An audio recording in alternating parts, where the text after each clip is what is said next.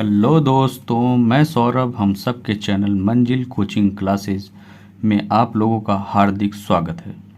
हम लोगों ने कल संसाधन एवं विकास का पहला चैप्टर भूगोल का क्लास 10वीं का जो मैं भूगोल स्टार्ट किया था संसाधन एवं विकास में हम लोगों ने कुछ पढ़ा था और कुछ थोड़ा सा भाग क्या हुआ था, बाकी रह गया था, तो उसके बारे में हम लोग पढ़ेंगे आज पहले ही चैप्टर में मृदा संसाधन। पिछला वीडियो जो था वो ज़्यादा बड़ा हो जाने के कारण हमने इस दूसरे वीडियो में इसको कवर किया है। ठीक, तो मृदा संसाधन से हम लोग फिर पढ़ेंगे। हम लोगों ने भूमि संरक्षण उपाय के बारे में पढ़ने के बाद फिर इसके बाद मृदा संसाधन से आज शुरुआत करेंगे। तो मृदा संसाधन क्या होता है तो उसके बारे में हम लोग देखेंगे। मृदा संसाधन मृदा योग्य प्राकृतिक संसाधन और पौधों के विकास का माध्यम है। मतलब मृदा एक ऐसे संसाधन है जो पौधा उगाने के लिए उपयुक्त है। और इसके बाद मृदा संसाधन ऐसा संसाधन है जिससे हमारे आम जीवन में हमारा पोषण करती है मृदा ही, क्योंकि मृदा से पौधा उगता है, पौधे से हमको फल मिलते हैं, मृदा में ही हम लोग फसल उगाते हैं जिससे हमारा भोजन खाद्यान्न फसलें उगते हैं जिससे हम भोजन कर पाते हैं। हमारे जीने का एक संसाधन, एक जरिया है मृदा से हम लोग ईंटें इत्यादि बनाते हैं जिससे हम लोग घर भी बनाते हैं। ठीक, तो मृदा से हमको बहुत सारी चीज़ें मिलती हैं तो जीवन का पोषण करती है, जो जीवन का पोषण करती है। लेकिन बात आती है कि मृदा बनता कैसे है। ठीक, हमने मृदा संसाधन के बारे में जाना। मृदा से हमको जलस्तर, मृदा में ही संचित जलस्तर होता है जिसको हम संसाधनों के माध्यम से निकाल करके पानी का सेवन करते हैं। और इसके बाद मृदा से ही हमको खनिज पदार्थ भी प्राप्त होते हैं। अनेक प्रकार के संसाधन हमको मिट्टी से मिलते हैं। लेकिन बात आती है कि मृदा बनता कैसे है। तो मृदा कुछ सेंटीमीटर बनने के लिए, कुछ सोचिए थोड़ा सा मिट्टी बनने के लिए कई लाख वर्ष लग जाते हैं। ठीक, तो अब मिट्टी बनता कैसे है। मिट्टी बनने की प्रक्रिया में मुख्य कारक कौन कौन से हैं तो उच्चावच का मतलब होता है कि हमारे देश में अनेक प्रकार के उच्चावच, मतलब उच्च स्थलीय जमीन, जहाँ क्या होते हैं पहाड़, पर्वत, पठार इत्यादि। ठीक, इन सब चीज़ों से बनते हैं। कैसे बनते हैं, मान लीजिए जहाँ उच्च भूमि है तो वहाँ भूस्खलन होगा, तो वहाँ से जो चट्टानें होंगी वो टूटेंगी फूटेंगी, और टूटने फूटने की प्रक्रिया में क्या हुआ कि धूप हुआ। जलवायु भी बहुत मोस्ट इम्पॉर्टेंट होता है जलवायु। तो इस उच्चावच में जलवायु का बहुत बड़ा हस्तक्षेप होता है। कैसे जलवायु का कैसे होता है कि शीत काल आता है, गर्मी आता है, तो चट्टानें क्या होती हैं, गर्मी में क्या होती हैं वो सिकुड़ती हैं, और ठंडी में क्या होता है उनके जो छोटे छोटे कण होते हैं उनमें क्या होता है दरारें पड़ते हैं अधिक धूप लगने से। ठीक, तो जब चट्टानें ठंडी में क्या होती हैं सिकुड़ती हैं और गर्मी में उसमें फैलाव की प्रक्रिया देखी जाती है। उसी दौरान समुद्री तरंगे, मतलब चक्रवात इत्यादि आती हैं, बारिश की उतनी ऊपर से बूंदें पड़ती हैं, तो उन चट्टानों में क्या होता है धीरे धीरे कई लाख वर्षों में उनका विखंडन शुरू हो जाता है। और धीरे धीरे विखंडन शुरू होने के माध्यम से ही धीरे धीरे वो मिट्टी का रूप ले लेती हैं। तो इसी प्रकार से अनेक रूपों में मिट्टियाँ बनती हैं। तो हमने उच्चावच को देखा, उच्चावच क्या है। ठीक, फिर जलवायु का क्या हस्तक्षेप है मिट्टी बनाने में। ठीक, फिर जनक सेल, ऐसा सेल मतलब ऐसा चट्टान जो विखंडित होती हैं, मतलब परिवर्तित होती हैं। धीरे धीरे उनका विखंडन धीरे धीरे होता है। कुछ चट्टानें मजबूत होती हैं और कुछ चट्टानें क्या होती हैं नाजुक होती हैं, जिनका विखंडन धीरे धीरे होता है। इन्हीं कारणों से जलवायु से, ठीक, तो धीरे धीरे उन चट्टानों का क्या होता है विखंडन हो जाता है और धीरे धीरे मिट्टी का स्वरूप बनने लगता है। फिर वनस्पति, ठीक। मिट्टी में वनस्पति का बहुत बड़ा रोल है। क्या, कैसे वनस्पति में? क्योंकि हमारा जो पेड़ पौधा, पत्ती इत्यादि जो चीज़ें होती हैं, जब वो सड़ती हैं, गलती हैं, तो क्या बनता है? धीरे धीरे मिट्टी बन जाता है। ठीक। अन्य जैव पदार्थ तथा अन्य कीड़े मकोड़े, गाय भैंस, जो भी जैविक चीज़ें हैं, जो भी मरते हैं, आदमी, हाँ ठीक, पेड़ पौधे को, जितने भी चीज़ को मरते हैं, जलते हैं, सड़ते हैं, तो सब क्या बनते हैं? मिट्टी का रूप हो जाते हैं। सब मिट्टी बन जाते हैं। कहा जाता है ना कि शरीर किससे बनी है? तो मिट्टी से। मिट्टी से ही बनी है और मिट्टी में ही मिल जाएगा। तो जैविक जितने भी जीव पदार्थ हैं वो क्या होते हैं? मरने के बाद वो मिट्टी बन जाते हैं। तो अनेक प्रकार से मिट्टियाँ बनती हैं। तो इसमें हमारा उच्चावच का मुख्य भूमिका है, फिर जनकशैल का, फिर इसके जलवायु का, वनस्पति का। मैंने मैक्सिमम 2-4 चीज़ देना चाहिए, लेकिन मैं समझाने के लिए बहुत सारा दे दिया हूँ, क्योंकि 2-4 देने के बाद एग्जाम हॉल में वही 2-4 नहीं याद रह जाता। तो कुछ ज़्यादा के बारे में समझाऊंगा तो 2-4 आराम से याद रहेगा। ठीक। तो मृदा संसाधन की प्रक्रिया में मुख्य कारक, मृदा बनाने की प्रक्रिया में कौन कौन से मुख्य कारक हैं? मृदा संसाधन दिया रहे एग्जाम में, मृदा संसाधन क्या है और उनकी मृदा बनाने की प्रक्रिया में मुख्य कारक क्या क्या हैं? विवरण कीजिए, विवरण दीजिए। ठीक। तो मृदा संसाधन क्या है, थोड़ा सा इंट्रोडक्शन देना, फिर इसके बाद ये हेडिंग डाल के 3-4 हेडिंग इसको डाल देना, और एक एक में क्या क्या है जो मैंने समझाया उसको थोड़ा थोड़ा लिख देंगे, तो क्या हो जाएगा? 1-1.5 पेज में लगभग 100-150 शब्दों में आपका कंप्लीट हो जाएगा आंसर। ठीक। तो इस चैप्टर पे कैसे कैसे क्वेश्चन बनते हैं, तो मैंने क्वेश्चन लगभग 20-22 क्वेश्चन अपने मन से बनाया है, तो उसको मैं लास्ट में आपको दिखाऊंगा। ठीक। तो इसका आप लोग क्या कर लीजिएगा, स्क्रीनशॉट ले लीजिएगा और घर पे हल करने की कोशिश करिएगा। नोट्स पढ़िएगा, बुक को पढ़िएगा, इसके बाद उस क्वेश्चन को हल करिएगा। ठीक। फिर समय सबसे महत्वपूर्ण चीज़ होती है। कोई भी काम एक निश्चित समय में ही होता है। ठीक। समय काल में ही, क्योंकि समय लगातार चलता है। तो समय हर चीज़ में, चाहे जो भी चीज़ बने, चाहे जो भी कार्य किया जाए, तो एक निश्चित समय में ही होता है। ठीक। तो एक समय में ही होता है। और पवन से क्या होता है? मिट्टी कैसे पवन से प्रभावित होती है? कैसे पवन का हस्तक्षेप होता है मिट्टी बनने में? तो हमने बताया था जलवायु में, जब पवन अधिक वेग से चलते हैं तो चट्टानों से टकराते हैं, और बार बार टकराने की क्रिया में क्या होता है? विखंडन होता है। ठीक। तो धीरे धीरे मिट्टी का निर्माण होता है। हिमनद का क्या होता है? हिमनद मतलब बर्फ, जहाँ बर्फ का जमा हुआ रहता है। ठीक। तो जब गर्मी में हिमनद पिघलता है, तो वहाँ की जो चट्टानों पे हिम जमा रहता है, तो जब पिघलने की क्रिया में वहाँ जो चट्टानें क्या होती हैं? सिकुड़ी रहती हैं, और धीरे धीरे उन चट्टानों को नीचे ही विखंडित करती हैं, और अपने साथ धीरे धीरे वो नदी बर्फ हिमनद जो नदियाँ होती हैं उनके माध्यम से उस विखंडित पदार्थ को बहाकर नदियों में छोड़ती हैं। और वो नदियाँ क्या होती हैं? जब बाढ़ प्रभावित क्षेत्रों में बाढ़ आता है, तो धीरे धीरे दूसरी मिट्टी ला करके कछार क्षेत्र में जमा कर देती हैं। ठीक। तो यही हिमनद का मुख्य भूमिका होता है। फिर बहता जल, जब क्या होता है कि हम जब देखे हैं नदियों में बहता हुआ जल क्या करता है कि अब नदी के किनारे कभी गए होंगे, तो क्या होता है कि मिट्टियों को बहा ले जाती हैं। ठीक। जो नदियाँ पहाड़ी क्षेत्र से जब निकलती हैं, तो वहाँ बड़े बड़े कंकड़ीली पत्थर और बड़े बड़े चट्टान होते हैं, तो उनको बार बार नदी का वेग इतना तेज होता है कि वो जब टकराती हैं, तो बार बार उसके टक्कर से जो चट्टानें होता है वो क्या होता है? टूट के छोटे छोटे भागों में धीरे यहाँ से वहाँ टूटा, फिर वहाँ से वहाँ गया, धीरे धीरे टूटते टूटते वो छोटे रूप में हो जाता है। और वो क्या करता है? वो बहाते मिट्टी को, बलुई मिट्टी को धीरे धीरे कहाँ लाता है? तो कछारी क्षेत्र में। ठीक। तो इसी प्रकार से क्या हुआ? मृदा बनाने की प्रक्रिया में मुख्य कारक क्या है? मैं 9 कारक का जिक्र किया हूँ। ये 9 कारक महत्वपूर्ण है।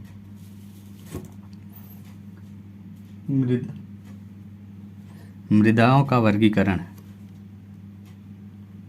अब मृदाओं का वर्गीकरण कैसे?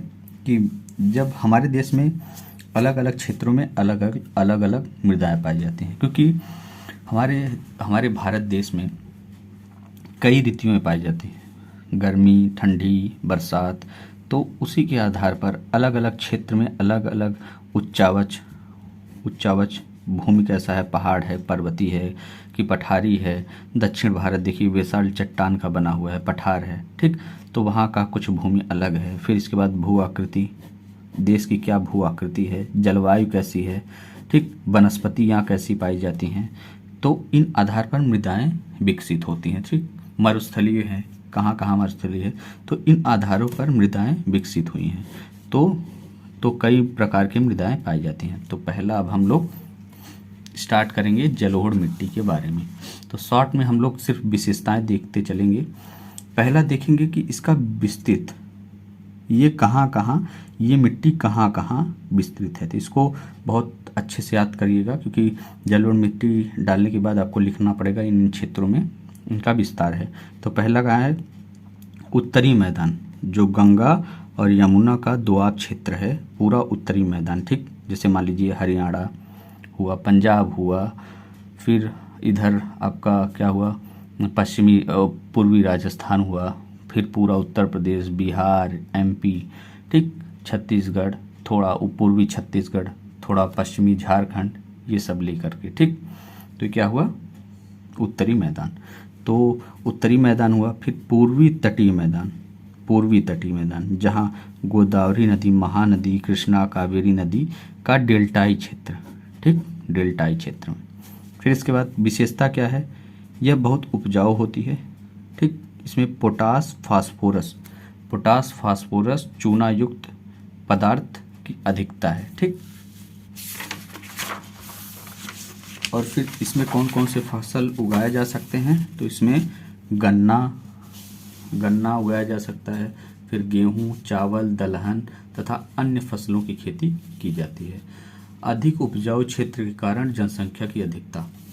अच्छा, एक बात पे आप लोग गौर किए होंगे कि जनसंख्या अधिक कहाँ होती है, जहाँ संसाधन अधिक होते हैं, क्योंकि व्यक्ति को जीने के लिए उसके न्यूनतम संसाधन, मतलब जीने के लिए कुछ खाने के लिए खाना जरूरी है। तो जहाँ खाना की उपलब्धता होती है, ठीक, जहाँ उनके रोजगार को मतलब रोजगार मिलते हैं, जीवन यापन करने का न्यूनतम साधन जहाँ भी उपलब्ध होता है, वहाँ जनसंख्या क्या होती है, अधिक होती है, ठीक। तो जनसंख्या वहीं अधिक होगी भाई, वहाँ उपजाऊ क्षेत्र है, तो कम से कम वहाँ तो खा करके, खेती करके जी सकते हैं लोग, तो जनसंख्या वही होंगी। फिर आयु के आधार पर जलोढ़ मिट्टी को दो भागों में बांटा गया है, एक बांगर और एक खादर। बांगर मिट्टी वो होता है जहाँ पुराने जलोढ़, जैसे हमने देखा होगा कहीं कहीं ऐसे मिट्टी मिलते हैं, जैसे थोड़ा ऊंचाई पे मिलता है, तो वहाँ देखेंगे आप लोग जैसे बहुत सफ़ेद, थोड़ी थोड़ी पीली कलर की मिट्टी दिखाई देती होगी, जहाँ कभी न पानी पहुँचता होगा, न तो खेती भी नहीं किया गया होगा, ठीक। तो ऐसे ही मिट्टी को क्या कहते हैं, जो बहुत पुरानी मिट्टियाँ हो जाती हैं, जिनमें खेती करना लगभग संभव नहीं, वहाँ क्या होता है, उसमें उपजाऊ मिट्टी भी नहीं रह जाती, ठीक। तो उसको क्या कहते हैं, बांगर मिट्टी। और खादर मिट्टी नया जलोढ़, जैसे जहाँ मिट्टियों का परिवर्तन होता रहता है, जैसे आप लोगों ने नदी के किनारे देखा होगा, लगभग गंगा यमुना के दोआब क्षेत्र में जहाँ बाढ़ आता है, ठीक, कछारी क्षेत्र में, तो वहाँ की मिट्टियाँ क्या होती हैं, हरदम परिवर्तित होती रहती हैं। तो उसमें क्या होता है कि मिट्टी की उपजाऊ क्षमता बढ़ जाती है, क्योंकि वहाँ नए नए किस्म के नए मिट्टियाँ आती हैं, तो क्या होता है, उनका उपजाऊ क्षमता क्या होता है, बढ़ जाता है। तो उन्हीं नई मिट्टी को क्या कहते हैं, खादर मिट्टी। जो पुरानी मिट्टियाँ होती हैं उसको बांगर कहते हैं, जो नई मिट्टी होती है उसको खादर, ठीक। अब फिर अगला मिट्टी, काली मिट्टी, इसको रेगुर मिट्टी के नाम से भी जानते हैं, कपासी मिट्टी के नाम से जानते हैं, और काली कपासी मिट्टी के नाम से जानते हैं। इसमें कपास की खेती अधिक होती है, ठीक, ये कपास की खेती के लिए उपयुक्त मिट्टी है। और फिर स्थान, दक्कन का पठार जो बेसाल्ट का बना हुआ है। फिर उत्तर पश्चिमी भाग, जो उत्तर पश्चिमी लगभग क्या पंजाब, हरियाणा, राजस्थान, ठीक, इन सब क्षेत्रों में थोड़े थोड़े भाग में। फिर महाराष्ट्र में, फिर सौराष्ट्र लगभग गुजरात में, मालवा एमपी में, फिर छत्तीसगढ़, फिर गोदावरी और कृष्णा घाटियों में, ठीक, इनका विस्तार है। फिर काली मिट्टी महीन कणों से बनी होती है, जिससे इनमें नमी धारण करने की क्षमता होती है। इसमें नमी धारण करने की क्षमता बहुत होती है, ठीक। तो इसमें क्या क्या, कैल्शियम कार्बोनेट, मैग्नीशियम, पोटास और चूने जैसे पौष्टिक तत्वों की परिपूर्णता है, ठीक, इसमें अधिक पाए जाते हैं। फिर इसमें किस चीज़ की कमी होती है, तो फास्फोरस की कमी होती है, ठीक। गर्मी के मौसम में दरारें पड़ जाती हैं, गीली मिट्टी होने पर ये क्या होती है, चिपचिपी हो जाती है, इसलिए इसको मानसून के पहले ही इसमें खेती कर ली जाती है, ठीक। और क्या होता है, लाल और पीली मिट्टी ये कहाँ पाए जाते हैं, तो दक्कन के पठार के पूर्वी क्षेत्र में और दक्षिणी क्षेत्र में, ठीक। दक्कन का जो पठार है उसके पूर्वी और दक्षिणी हिस्से में जहाँ कम वर्षा होता है। लाल रंग लौह धातु के कारण, इसमें लौह धातु ज़्यादा पाया जाता है, इसके लिए इसका रंग लाल हो गया। फिर पीला रंग किसके लिए होता है, जलयोजय के कारण, ठीक। फिर इसका वितरण क्षेत्र कहाँ कहाँ है, उड़ीसा में ले लीजिए, पूर्वी तट, फिर छत्तीसगढ़, गंगा का मैदान, गंगा के मैदान का दक्षिणी छोर, ठीक। फिर इसके बाद पश्चिम घाट के पहाड़ी क्षेत्र में, जो पश्चिमी घाट है उसके पहाड़ी क्षेत्र में। फिर अब हम लोग देखेंगे क्या क्या हो गया, जलोढ़, काली और पीली मृदा। फिर लेटराइट मृदा, ये आर्द्र और शुष्क ऋतुओं वाले स्थलों पर पाए जाते हैं। कहाँ, आर्द्र मतलब जहाँ नमी हो, और वहाँ भी जहाँ शुष्क हो, शुष्क ऋतुओं वाले स्थलों पर पाए जाते हैं। अम्लीय, इसका पीएच मान लगभग 6 के ऊपर होता है, लगभग 6 के ऊपर होता है इसका पीएच मान। पोषक तत्वों की कमी लेकिन ह्यूमस की पर्याप्त मात्रा इसमें पाई जाती है। महाराष्ट्र के पश्चिमी घाट, उड़ीसा, पश्चिम बंगाल में इसका वितरण क्षेत्र है। इसमें पर्णपाती और सदाबहार वन मिलते हैं, ठीक। और इसी लेटराइट मिट्टी में केरल और तमिलनाडु में क्या क्या, इसी लेटराइट मिट्टी में काफ़ी और चाय की खेती की जाती है। और तमिलनाडु, आंध्र प्रदेश और केरल में इसमें क्या किया जाता है, काजू की खेती। तो ये चाय, काफ़ी और काजू के लिए उपयुक्त मिट्टी है, कौन सा, लेटराइट मृदा, ठीक। इसका वितरण क्षेत्र और इसको किस खेती के लिए उपयुक्त है, इसको तो आप लोग अच्छे से याद करके रखिएगा, क्योंकि कुछ एग्जाम हॉल में कुछ फैक्ट लिखना अनिवार्य है, ठीक। तो मरुस्थलीय मृदा क्या होती है, ये रेतीली और लवणीय मिट्टी होती है, ठीक। फिर मृदा में शुष्क जलवायु और उच्च तापमान के कारण जलवाष्पन की दर अधिक, मतलब जब आप लोग इतना जानते ही होंगे कि जब पृथ्वी का टेम्परेचर क्या होता है, अधिक गर्म होता है, तो जो पृथ्वी के नीचे जो जल हमारा सिंचित रहता है वो क्या होता है, भाप के माध्यम से ऊपर उठने लगता है, और धीरे धीरे नीचे की जो जल स्तर होती है वो क्या होता है, ऊपर चला जाता है, ठीक। तो वही कह रहा है कि मृदा में शुष्क जलवायु और उच्च तापमान के कारण जलवाष्पन की दर अधिक होती है, मतलब जल का वाष्पन, मतलब भाप के माध्यम से वो ऊपर उड़ जाता है, तो नीचे जो जल स्तर होता है वो बहुत कम हो जाता है, इसीलिए रेतीली और लवणीय मिट्टी पाई जाती है। मृदा में ह्यूमस और नमी की कमी होती है। मृदा में कैल्शियम की मात्रा बढ़ती है। नीचे की परतों में चूने के कंकड़ की सतह पाई जाती है। मतलब क्या होता है, कैल्शियम की मात्रा जब बढ़ जाती है तो नीचे क्या होता है, जो बलुई मिट्टी होती है, रेतीली जो मिट्टी होती है, उसके नीचे चूने की परत बिछ जाती है, ठीक। जिससे क्या होता है, जिससे जो नीचे जल होता है वो ऊपर नहीं आ पाता, यानी कि जल स्पंदन क्या होता है, जल स्पंदन। तो बारिश का पानी जो होता है न तो नीचे जा पाता है और न तो नीचे वाला जल ऊपर आ पाता है, इसीलिए वहाँ खेती कर पाना संभव नहीं है। तो हम लोग मरुस्थलीय मृदा को देख लिए हैं।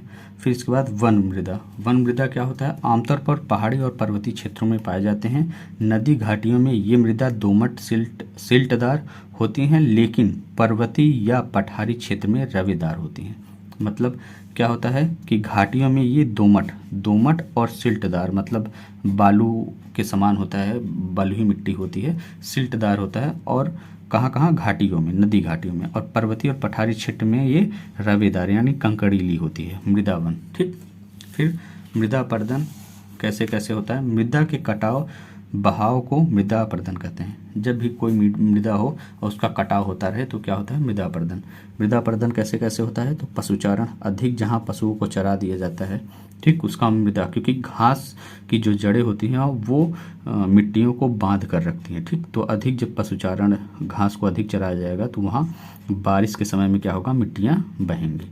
आप लोग अच्छा दैनिक जीवन में देखते होंगे, आप लोग के घर पे जो सामने, मतलब गांव में दुआर बोलते हैं, या फिर मैदान, हम लोग के कभी मैदान में देखे होंगे जहाँ मिट्टी, जहाँ घासें नहीं रहती, वहाँ बारिश में देखते होंगे कि मृदाएं क्या होती हैं? बारिश के समय में बहती हैं, ठीक। और बहने के दौरान देखते होंगे कि छोटी छोटी नालियों की तरह ऐसे बन जाता होगा। वहाँ की मिट्टियाँ जब बह जाती हैं तो नालियों की तरह थोड़ा छोटा छोटा बन जाता है, ठीक। खनन करने से, जहाँ आप खनन करेंगे, गड्ढा खोदेंगे, वहाँ की मिट्टियाँ क्या होंगी? बारिश के समय में बह जाएंगी। वर्षा जल से क्या होता है? वर्षा जब होती है तो उसके जल से क्या होता है? प्रभावित मिट्टियाँ होती हैं और वर्षा जल से बहती हैं। समुद्री तरंगे, जब समुद्री तरंगे क्या होती हैं? समुद्री तरंगे देखते हैं आप कभी टीवी में या कहीं और दृश्य से के माध्यम से देखे होंगे कि जब तरंगे तेजी से उठती हैं तो आके स्थलीय भाग से टकराती हैं, और टकराने के दौरान वहाँ की जो किनारे वाली मिट्टियाँ होती हैं उनको अपने साथ बहा ले जाती हैं। तो उसी कटाव को क्या कहते हैं? मृदा अपरदन। पवन से क्या होता है? जब अधिक तेज हवा चलती है, आंधी चलती है, तो क्या होता है? उसके साथ पवन के साथ उस मिट्टियों को भी बहाव के माध्यम से आगे उड़ा दिया जाता है, ठीक। जैसे हम लोग देखें हैं कि इधर मान लीजिए राजस्थान है, यहाँ राजस्थान, इधर क्या है? उत्तर प्रदेश। तो ये मरुस्थलीकरण, पूरा मरुस्थल है, ठीक। तो यहाँ जब लू चलता है पश्चिमी घाट से, जब यहाँ से तेज हवा चलती है, समुद्री तरंगे जब इधर से आके राजस्थान में घुसती हैं तो राजस्थान में अधिक चक्रवात की स्थिति पैदा हो जाती है और लू चलता है। तो यहाँ की जो धूल भरी आंधियाँ चलती हैं तो इधर से ये जो मरुस्थलीय मिट्टियाँ होती हैं ये धीरे धीरे उड़ के धीरे धीरे बढ़ती आगे चली जाएंगी, और ये मिट्टियाँ क्या होंगी? धीरे धीरे पश्चिमी उत्तर प्रदेश में धीरे धीरे प्रवेश करेंगी। तो इसका प्रभाव पश्चिमी उत्तर प्रदेश में भी पड़ेगा। तो ये बलुई मिट्टी जब यहाँ तक फैलेगी तो इसकी पश्चिमी उत्तर प्रदेश की जो कृषि की क्षमता होगी वो धीरे धीरे घटने लगेगी, क्योंकि यहाँ भी बलुई मिट्टी का प्रकोप अधिक हो जाएगा, ठीक। तो धीरे धीरे क्या हो रहा है? पवनों से भी क्या हो रहा है? मिट्टी का कटाव हो रहा है। पर्वतीय एवं पठारी क्षेत्रों में वायु या जल के कारण अपरदन होता है। कैसे होता है? जब पर्वतीय क्षेत्र में क्या होता है? ऐसे ढाल होता है और अधिक वर्षा होगा, अधिक जल होगा, तो वहाँ क्या होगा? मिट्टी का कटाव होगा। आप लोगों ने टीवियों में, न्यूज़ में देखे होंगे कि यहाँ इस पर्वत क्षेत्र में क्या होता है? मृदा का अपरदन हो गया, भूस्खलन हो गया, इस पहाड़ी क्षेत्र का ये भाग अपरदित हो गया, ऐसा आप लोगों ने सुना होगा। और हिमनद के माध्यम से क्या होता है? मृदा अपरदन होता है, ठीक। आप लोगों ने देखा होगा कि चंबल घाटी में क्या होता है? अवनालिकाएं पाया जाता है। अवनालिकाएं क्या होता है कि हम बताएं अभी कि जब वो बारिश होता है और पानी बहने के दौरान छोटी छोटी नालियों की तरह बन जाता है, तो हम लोग के घर क्या होता है कि छोटी छोटी बनती है, लेकिन चंबल घाटी में क्या होता है? इसका जो साइज़ होता है बहुत बड़ा बड़ा हो जाता है, ठीक। तो उसी को अवनालिका कहते हैं, ठीक। और उत्खाद भूमि इसको कहते हैं जो इस तरीके से जो भूमि बन जाते हैं तो उसमें खेती नहीं किया जा सकता, उसी को क्या कहते हैं? उत्खात भूमि। और खड्ड किसको कहते हैं? नालियाँ वाले क्षेत्र को ही खड्ड कहते हैं। जो नालियों की तरह स्वरूप में बन जाता है उसको क्या कहते हैं? तो खड्ड कहते हैं। तो ये सब कहाँ पाया जाता है? चंबल घाटी, जो चंबल नदी है तो उसके क्षेत्र, उसके आसपास के क्षेत्रों में ये अधिक पाया जाता है। तो क्वेश्चन बनता है कि अवनालिकाएँ कहाँ पाई जाती हैं सबसे ज़्यादा? तो कहाँ पाई जाती हैं? तो चंबल घाटी में पाई जाती है। फिर इसके बाद मृदा अपरदन का संरक्षण कैसे किया जाए? मृदा अपरदन को बचाया कैसे जाए, तो हम लोग क्या करेंगे कि जब ढाल वाले क्षेत्रों में हम लोग क्यारी बनाएंगे, ठीक, क्यारी बना करके क्या करेंगे, खेती करेंगे।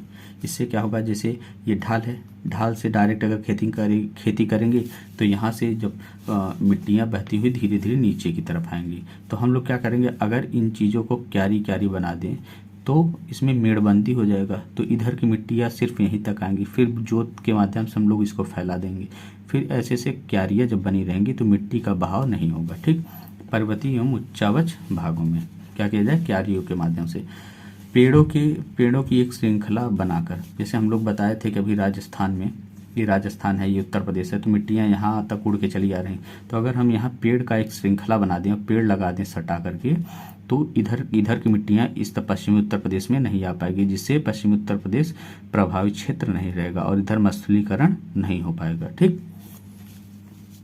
फिर रेगिस्तानों में अधिक से अधिक कटीले झाड़ियाँ वृक्ष लगाया जाए। क्यों लगाया जाए, जब वृक्ष लगाए जाएंगे तो जो वहाँ की मिट्टियाँ उड़ती हैं वो क्या होंगी, जब उड़ेंगी तो झाड़ीदार जब वृक्ष रहेगा तो वो झाड़ीदार वृक्ष पे ही आके मिट्टियाँ सारी रुक जाएंगी। ठीक, तो क्या होगा कि वहाँ की भी मिट्टियाँ नहीं उड़ पाएंगी। और सीढ़ीदार कृषि जैसे हमने असम हुआ और कर्नाटक, केरल हुआ, यहाँ हम लोग क्या करते हैं, चाय की खेती करते हैं, तो वहाँ क्या करते हैं, सीढ़ीदार हम लोग छोटा, वहाँ तो पहाड़ी पर्वतों में बड़े बड़े थोड़ा क्यारी बनाते हैं, यहाँ छोटे छोटे क्यारी में हम लोग देखे होंगे आप लोग, ऐसे सीढ़ी की तरह बना रहता है, उधर चाय की खेती हुई रहती है, तो उसको सीढ़ी के रूप में हम लोग छोटे छोटे क्यारी में बांट लेंगे, तो उसमें अगर खेती करेंगे तो बढ़िया रहेगा, उससे क्या होगा, मृदा अपरदन नहीं होगा। ठीक, तो इसके साथ हमारा ये चैप्टर समाप्त हो। अब हम लोग इस चैप्टर से संबंधित कुछ क्वेश्चन देखेंगे जो हम अपने तरफ से बनाए हुए हैं, उसको हम लोग देखेंगे। संसाधन क्या है और क्यों महत्वपूर्ण है, आप लोग लिखने का प्रयत्न कीजिएगा, क्योंकि अगर एक चैप्टर पे लगभग 20 से 25 क्वेश्चन लिखने का आप लोग प्रयत्न करेंगे तो आप लोगों के लिए एग्ज़ाम हाल में बहुत ही उपयुक्त सिद्ध होगा। ठीक, तो इसको आप लोग लिखिएगा, बहुत आसान तरीके से हम लोग क्वेश्चन बनाए हुए हैं इसको, तो इसको करिएगा। फिर दूसरा क्वेश्चन क्या हो, संसाधन को हम किन रूपों में प्रयोग कर सकते हैं, कम से कम 75 शब्दों में उत्तर दीजिए। ठीक, सतत पोषणी विकास क्या है और इसका सिद्धांत कहाँ से प्रतिपादित हुआ, तो मैंने बताया था सतत पोषणी विकास क्या है, ऐसा संसाधन को इस प्रकार प्रयुक्त कीजिए जिससे भविष्य में आने वाली पीढ़ियों को क्या हो, दिक्कतें न पैदा हो। और इसका सिद्धांत कहाँ से आया था, तो हमने बताया था 1992 में प्रथम पृथ्वी सम्मेलन, संयुक्त राष्ट्र के द्वारा पृथ्वी सम्मेलन किया गया था और उसी से इसका विकास हुआ था, प्रतिपादन उसी से हुआ था, जो 100 राष्ट्राध्यक्षों ने इस पर हस्ताक्षर किया था और अपने अपने देश में सतत पोषणी विकास को बढ़ावा देने के लिए वचनबद्ध हुए थे, वहाँ हस्ताक्षर किए हुए थे। ठीक, तो सतत पोषण विकास क्या है, इसका सिद्धांत कहाँ से प्रतिपादित हुआ, फिर संसाधनों को कितने रूपों में बांटा गया है, इसका व्याख्या करें लगभग 150 शब्दों में। अब संसाधन मैंने बताया शुरुआत में ही, संसाधन क्या होता है, फिर इसके बाद संसाधन को वर्गीकृत किया गया था, तो इसको लगभग 150 वर्डों में लिखिए। फिर संसाधन अगर हमारे जीवन में ना होता तो क्या होता, आप अपने शब्दों में व्याख्या कीजिए, मतलब एक कल्पना कीजिए कि क्या हो सकता था, अगर संसाधन न होता तो क्या हो सकता था, तो जो भी अपने दिमाग में, आपके दिमाग में आए उसको आप लिखिए। ऊर्जा संसाधन को समझाइए, ऊर्जा संसाधन क्या होता है, कितने प्रकार की ऊर्जा संसाधनें होती हैं, तो जितने प्रकार की ऊर्जा संसाधनें जो अभी जिस ऊर्जा संसाधन के माध्यम से हमारा देश चल रहा है या विश्व चल रहा है उसको बताइए, जो संभावित संसाधन है उसको भी बताइए, कि प्रचलित संसाधन डाल के जो प्रचलित है इस समय उसको लिखिए, फिर इसके बाद भविष्य यानी कि संभावित संसाधन, जो संभावित संसाधन है उसको आप जिक्र करिए। ठीक, इस प्रकार से बांट करके आप लोग लिखने का प्रयत्न कीजिए। नवीनीकृत ऊर्जा जिसकी संभावना है, फिर इसके बाद मैंने अलग क्वेश्चन बना दिया कि किन ऐसा कौन सा ऊर्जा है जो अभी नवीनीकृत है, उसको अभी विकसित किया जा सकता है, तो क्या क्या है मैंने बताया था, सौर ऊर्जा हो गया, पवन चक्की हो गया, ज्वारीय ऊर्जा हो गया। ठीक, मैंने बताया था। फिर तेल या कोयला एक समय के बाद समाप्त हो जाएगा तो इसके बाद हम नए संसाधन के रूप में संभावित ऊर्जा के रूप में किसे विकसित कर सकते हैं, विवेचना कीजिए। अगर मान लीजिए तेल हो गया, कोयला हो गया, इन सब संसाधन खत्म हो गया तो हमारा यातायात जो ट्रेड किया जाता है तो ट्रेनें कैसे चलेंगी। फिर इसके बाद क्या होगा, हमारा जो है शिप, ट्रेड शिप जो होता है, बड़ी बड़ी शिपें होती हैं जो माल वाहक शिप होती हैं जो एक देश से दूसरे देश में ले जाती हैं, तो वो भी डीजल पेट्रोल के माध्यम से ही चलता है, तो वो कैसे ट्रेड होगा। तो अनेक दिक्कतें पैदा हो जाएंगी, छोटी छोटी यातायात क्या हो जाएंगी, बाधित हो जाएंगी। तो ये सब प्रॉब्लम को कैसे झेलेंगे, तो उसका विवेचना कीजिए। तो हम दूसरे रूप में लिखेंगे कि नहीं, ऐसा नहीं हो पाएगा, तब तक हमारे देश में दूसरी ऊर्जा का क्या होगा, दूसरे ऊर्जा का विकास होगा, जैसे ज्वारी ऊर्जा, पवन ऊर्जा, ठीक, टरबाइन के माध्यम से बांध बनाकर, फिर इसके बाद पवन चक्की के माध्यम से, ठीक, अनेक प्रकार की ऊर्जा है जिसको हम विकसित कर सकते हैं। उपाय दीजिए, ठीक। हमारे समाज में संसाधनों के ह्रास के कारण को दर्शाइए। संसाधनों का ह्रास किस तरह से हो रहा है, नष्ट किस प्रकार से किया जा रहा है। रियो डी जनेरियो पृथ्वी सम्मेलन क्या है, इसका उद्देश्य क्या था, इसको बताइए। संसाधन का असमान वितरण, संसाधनों का असमान वितरण से समाज में क्या प्रभाव पड़ेगा, ठीक। भूमि संसाधन क्या है और क्यों महत्वपूर्ण है, तो इसको बताइए। मृदा का वितरण क्षेत्र तथा मृदाओं में पाए जाने वाले कारक क्या क्या हैं। फिर भूमि को किन किन रूपों में प्रयोग किया जाता है, भूमि को, ठीक। फिर राष्ट्रीय वन नीति 1952 क्या है और क्यों इसको लागू किया गया, इसको बताइए। हम सब के बारे में हमने जिक्र किया हुआ है। वीडियो को लगभग 1 से 2 बार जरूर देखिए, तभी आप लोगों को समझ में आएगा, ठीक। फिर इसके बाद बुक को पढ़ना अनिवार्य है। वीडियो को देखिए, फिर बुक को बार बार पढ़िए, ठीक। और मेरा एक सलाह है कि आप लोग क्वेश्चन को रटने की कोशिश मत करिए, क्योंकि एक चैप्टर पे अनेक क्वेश्चन बन सकते हैं, तो आप कितने क्वेश्चन को रटेंगे, ठीक। इसलिए आप लोग बार बार किताब को पढ़िए और कहानी के माध्यम से आप लोग इस चैप्टर को समझिए, ठीक। भूमि निम्नीकरण के कारण को 75 शब्दों में बिंदुओं के माध्यम से समझाइए। मतलब भूमि निम्नीकरण क्या है, थोड़ा सा उसको लिखिए, फिर इसके बाद पॉइंट करके क्या निम्नीकरण में क्या क्या महत्वपूर्ण है, भूमि क्यों निम्नीकरण हो रहा है, मैंने पॉइंट करके 10-12 ठो बताया था, उसको आप लोग एक हेडिंग के माध्यम से लिखिए, फिर उसमें क्या क्या होता है थोड़ा लिखते जाइए, एक एक 2-2 लाइन। तो इससे क्या होगा, आपका 2-2.5 पेज भर जाएगा। भूमि निम्नीकरण से संरक्षण या बचाव कैसे किया जाए, उसको भी मैंने बताया था। भारत में मृदाओं में होने वाले फसलों की विवेचना कीजिए, ठीक। भारत में मृदाओं में होने वाले फसलों मतलब कौन से भूमि में कौन सी फसलें, मैंने बताया था ना कि भारत में जो मृदाएं हैं उसकी उपस्थिति कहाँ कहाँ है और उसमें कौन कौन से मृदाएं कौन कौन से फसलें उगती हैं, ठीक। तो इसके बारे में मैंने बताया था। उसको राज्यों में शुद्ध बोए गए क्षेत्र के कम अनुपात के लिए उत्तरदायी कारणों को ज्ञात कीजिए। कृषि योग्य भूमि का विस्तार कैसे करें, सलाह दीजिए, ठीक। मैंने बताया था बंजर भूमि, वन मतलब गैर कृषि भूमि है, मैंने विस्तृत बताया था। तो कैसे कैसे हमारे देश में कृषि भूमि का सिकुड़ता रूप होता जा रहा है, तो उसको कैसे हम बढ़ाएं, उसको सलाह दीजिए। जो बंजर भूमि है उसको सरकार के नए योजना के माध्यम से उसको हम विकास करें जिससे वो कृषि योग्य भूमि तैयार हो सके। तो ऐसे ही उत्तर आप लोग लिखिए। बंजर सुझाव दीजिए कि एक तरफ से कैसे कृषि भूमि को हम बढ़ाएं। बंजर भूमि को सुधारने में क्या सरकार को कोई योजना चलानी चाहिए जिससे बंजर भूमि को सुधारी जा सके।